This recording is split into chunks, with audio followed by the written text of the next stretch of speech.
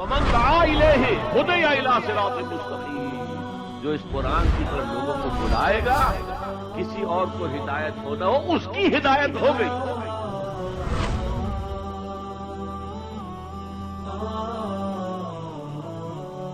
نے فعل مضارع کی گردان میں یفعلو، یفعلانی، یفعلون، تفعلو، یفعلانی، یفعلنا، تفعلو، تفعلانی، تفعلون، تفعلینا، تفعلانی، تفعلنا، افعلو، نفعلو، نفعلو، مضارع کی گردان میں ہم نے دو صیغے جیسے ایک جگہ پر آ رہے تھے، ہم نے قرآن مجید کے ذریعے ان کو جدا کرنا سکھایا۔ لیکن اب ہم دیکھتے ہیں کہ فعل مضارع کو مفرد اعتبار سے کہاں کہاں اور کیسے پہچانا جاتا ہے۔ دیکھیے، فعل مضارع کو نافیہ بنانا، تو آپ نافیہ بنانے کے لیے فعل مضارع کو لا سے بھی اور ما سے بھی نافیہ بنا سکتے ہیں۔ ما یفعلو من، ما یفعلو، یہ مضارع کو نافیہ بنانے کے لیے لا بھی جواب کے معنی میں آ رہا ہوتا ہے،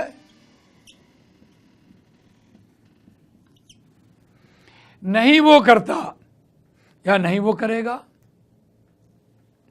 لا کسی کے جواب میں آ رہا ہوتا ہے۔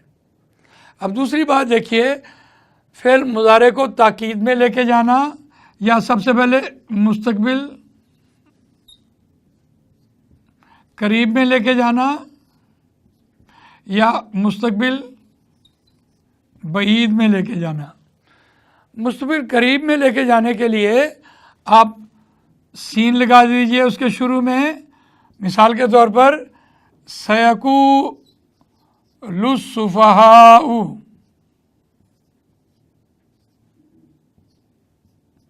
سَيَقُولُ السُّفَهَاءُ فَسَيَكْفِيكَهُمُ اللَّهُ۔ عام طور پر ہم اس کا ترجمہ جلد کا کر رہے ہوتے ہیں، ان قریب کا کر رہے ہوتے ہیں۔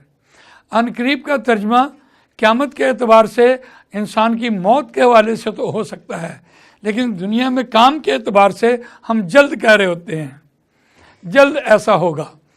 سَيَقُولُ السُّفَهَاءُ، جلد ایسا ہوگا۔ جب تحویل قبلہ ہوئی تو اس میں یہ ذکر ہوا، من الناس ما ولم، دوسرا پارہ ہے، تو مستقبل قریب کے لیے یہ بات کہی گئی، اور جب مستقبل بعید کے لیے کہی جائے گی تو اس کے ساتھ آپ سوفا لگا دیجئے۔ سوفا کلا تعلمون،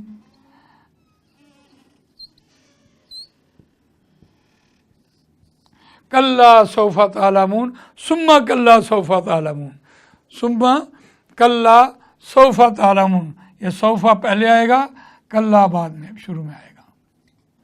کلا سوفا تعلمون، سوفا لگا دیجئے تعلمون کے شروع میں، تو اب یہ مستقبل بعید کے معنی میں آ رہا ہوگا۔ یہ دو باتیں ہم نے مستقبل قریب بار دیکھی، اور اب ہم فعل مضارع کو تاکید میں لے کے جائیں۔ عربی کے ہر قاعدے کا اسلوب تاکیدی اسلوب بھی ہوتا ہے، جیسے ہم نے جملہ اسمیہ میں ایک ایک لفظ کو بھی تاکید میں لے کے جاتے دیکھا۔ اب ہم دیکھتے ہیں تاکید میں لے کے جانے کے لیے اس میں ایک کا نام ہوتا ہے لام تاکید،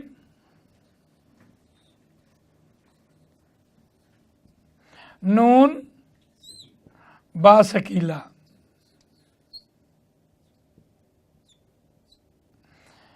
نون با ثقیلہ، وَلَنَبْلُوَنَّكُمْ بِشَيْءٍ مِّنَ الْخَوْفِ وَالْجُوعِ وَنَقْصٍ مِّنَ الْأَمْوَالِ وَالْأَنفُسِ وَالثَّمَرَاتِ لَأَقْعُدَنَّ، البتہ میں ضرور بیٹھوں گا، گھات لگا کے بیٹھوں گا، وَلَتَنْصُرُنَّ۔ دیکھیے یہاں مضارع کی گردان میں رنا کے شروع میں رنا آ جائے تو واحد کو شو کر رہا ہوتا ہے، اور رنا آ جائے تو جمع کو شو کر رہا ہوتا ہے۔ یہ ایک تقسیم اس میں رہے گی۔ اسی طرح لام تاکید نون خفیفہ بھی ہوتا ہے، اس میں نون ثقیلہ نہیں آ رہا ہوتا، نون خفیفہ آتا ہے، وہ قرآن مجید میں دو مقامات پہ ہے۔ تو اس اعتبار سے ہم نے تاکیدی اسلوب بھی دیکھے۔ اب ہم اس کو مضارع کو جملے میں لے کے جانا چاہتے ہیں، لیکن جملے میں لے کے جانے کے لیے جب تک ہم اس کی مفعولی حالت میں دیکھیں مضارع کو مفعول بنانا،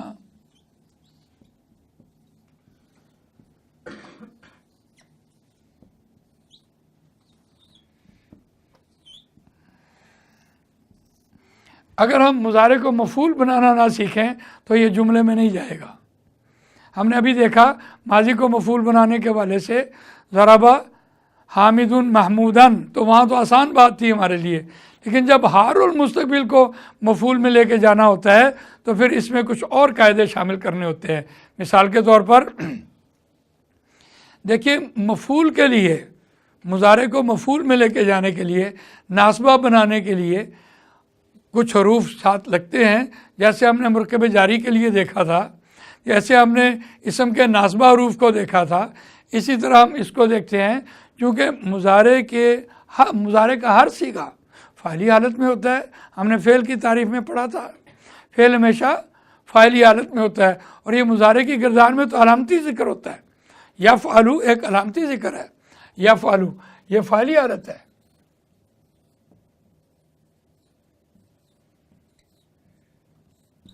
مفعول کے میں جانے کے لیے ہم کہیں گے، اس کے مضارع کے ناصبہ آپ کو یاد کرواتے ہیں،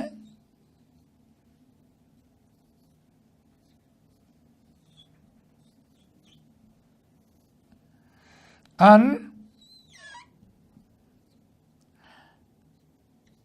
لن، اذن، کئی،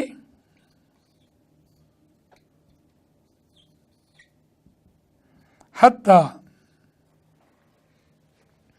یہ ہیں مضارع کے ناصبہ حروف۔ جیسے ہم نے حروف جارہ میں اس کے معنی دیکھے اور اسم کے ناصبہ میں ہم نے ان کے علیحدہ علیحدہ سے معنی دیکھے، اسی طرح ان کے اپنے معنی بھی ہیں۔ مثال کے طور پر ان یہ کہ کا ترجمہ دے رہا ہوتا ہے، اور لام نون زوردار نفی پیدا کرتا ہے، اور حال کا ترجمہ ختم کر کے مستقبل کا ترجمہ دے رہا ہوتا ہے، زوردار نفی پیدا کرتا ہے۔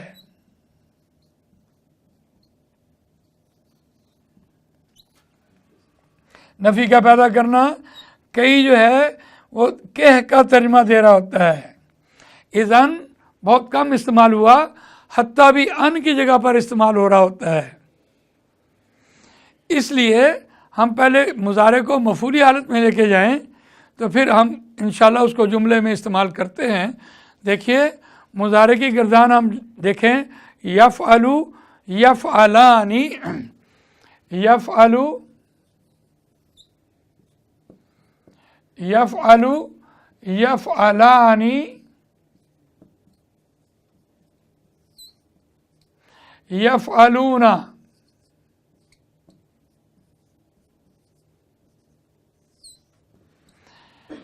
یہ یفعلو جو ہے اس کا اعراب حرکت والا اعراب ہے، جبکہ یفعلانی اس کا اعراب حروف والا اعراب ہے۔ یاد آیا آپ کو؟ اعراب دو قسم کے ہوتے ہیں۔ اب اعراب دو قسم کے جب ہم اسم میں گئے تھے تو وہاں بھی ہم نے اس کی جمع سالم میں ڈویژن کی تھی، اسی طرح جب ہم فعل کی گردان میں گئے ہیں تو یہاں بھی اعراب دو قسم کا ہے۔ مضارع کی گردان میں 7 نون اعرابی ہوتے ہیں جو مضارع کو ناصبہ بناتے وقت ساتوں کے ساتھ نون اعرابی اپنے اپنے ٹائم پہ گر جاتے ہیں۔ وہ 7 نون اعرابی کون سے ہیں؟ ان کو دیکھیے۔ 7 نون اعرابی میں یفعلانی، یفعلون، تفعلانی، پھر تفعلانی، تفعلون، تفعلین، تفعلانی، یہ 7 نون اعرابی ہوتے ہیں۔ یہ ناصبہ مفعولی حالت میں لے کے جانے کے لیے یہ گر جاتے ہیں۔ ان میں یہ جو ایک نون غائب کا جمع کا اور حاضر جمع کا یہ فکس ہوتے ہیں، یہ نہیں گرتے۔ اس کا مطلب 7 نون اعرابی گر جاتے ہیں۔ ان میں ہم دیکھتے ہیں کہ یہ 7 نون اعرابی پھر کیسے گرتے ہیں۔ دیکھیے ان جب کسی بھی مضارع کے ساتھ آپ لکھیں گے تو نصارہ، ینصرو، اور یہ بات یاد رکھیے کہ یہ جب مضارع کے ناصبہ لگتے ہیں تو پھر وہ اعرابی تبدیلی اور معنوی تبدیلی بھی پیدا کر رہے ہوتے ہیں. یہ دونوں تبدیلیاں آتی ہیں. آپ کہتے ہیں ان ینصرا،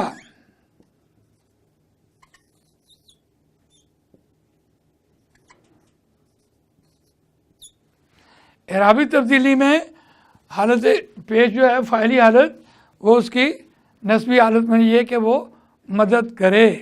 آپ نے اس کو مفعول بنایا، آپ نے اس کو کام سونپا، جاؤ بھی یہ کہ وہ مدد کرے. تنصرا یہ کہ تو مدد کر. اسی طرح جب آپ کہہ رہے ہوتے ہیں ینصرانی،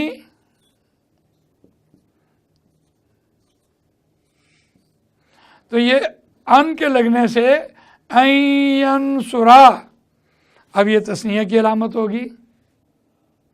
اور اگر آپ یہ کہہ رہے ہیں ینصرونا،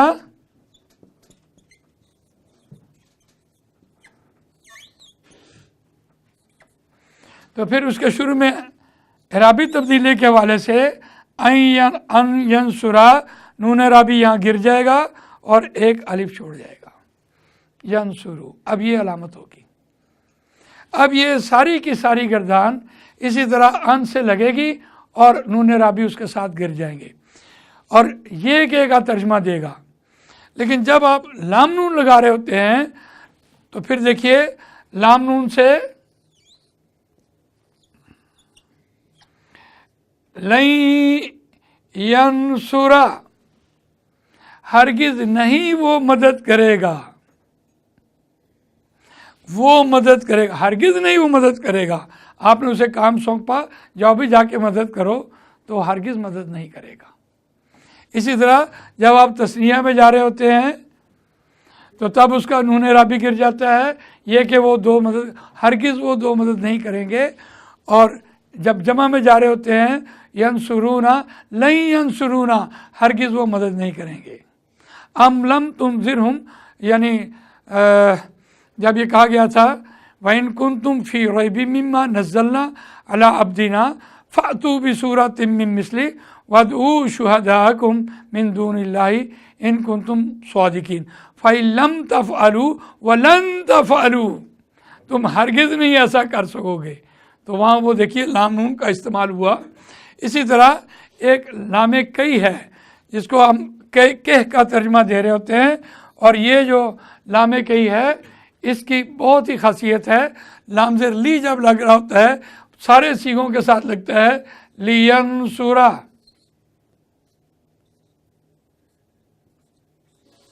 کہ وہ مدد کرے. یہاں یہ کہ وہ مدد کرے اور کئی کے ساتھ کہ وہ مدد کرے.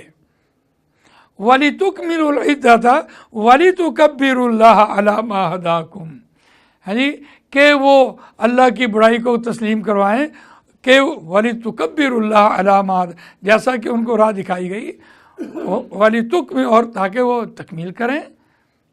تو اس اعتبار سے وہ لام کئی جو ہے وہ ساتھ لگتا ہے. لام زیر لی شروع میں آتا ہے اور پیچھے وہ زبر دیتا ہے. یاد رکھیے کہ جب بھی جملے کے استعمال میں ہم لاموں کو علیحدہ کریں گے تو یہ لام زیر لی یہاں فکس ہوگا. یہ لام زیر لی یہ فکس ہے، آگے زبر آ رہی ہوتی ہے، یہ فکس علامت ہے مضارع کو ناصبہ بنایا.